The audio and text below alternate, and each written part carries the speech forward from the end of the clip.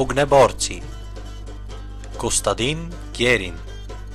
Община удобна, курортна и комфортна. Мило мое Банско вече стана преуданско. Румба, мамба, шейк и рок да се пукна душмането от разлог. При Стария и Новия Завет нема праведен банчет.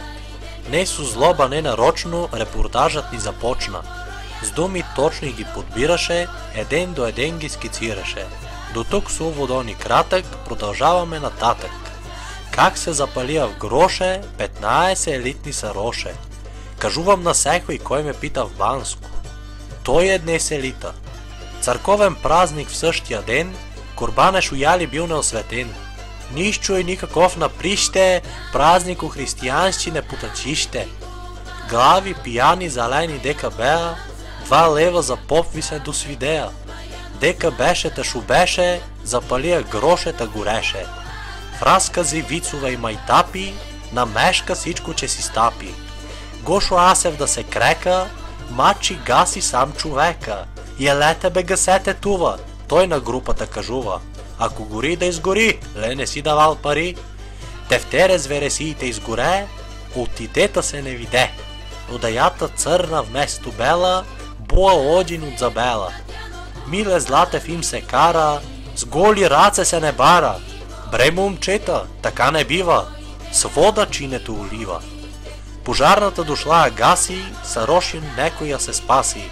Съвсем случайно там се мерна, Гошо Бичев с една цистерна. Леле тетине кантар не сам, яче гаса каси знам. Появи се там на прага, джупарата стария пичага. Кой шу найде в одаята слага, секой бърза да помага. Здравчо полицая въдворява ред, там на скарата отпред. И по телефона страшен той звънеше, а на кръста мобифона му висеше. Че ви кажа късе гаси, мачи те се изтакаси. 2 шишета с оцет, в офуджине мета Лазар Клет. Олива те го изтакаси, рачия с вода не се гаси. На РПК-то още шеф, Миле Златев не бе на кеф. Оглежано всичко да нема зян, елит специален, елит подбран. 2 мечета, комай стравници, ядея чуфтета и кървавици. Всичко готово тамайн да ядеш, вместо чуфтета ваклене понесеш. Захов коце сърце го пробожа, вместо пържоли вагляне глюжа. Нагледно ето провален банкет, за кратко време слага трет. Рипи бържа от софрата, шефу на гроше, колю тантарата. До година до амина, я ще пийте дружина. Митю Пулин баш миньора и той присъстваше в отбора. Бая солидно почерпил, щом се гроше запалил. Цигорийния Гошо генерале черпеше за щерка си мала. Момчета юнета, какво да се прави, историята помни, не ще се забрави.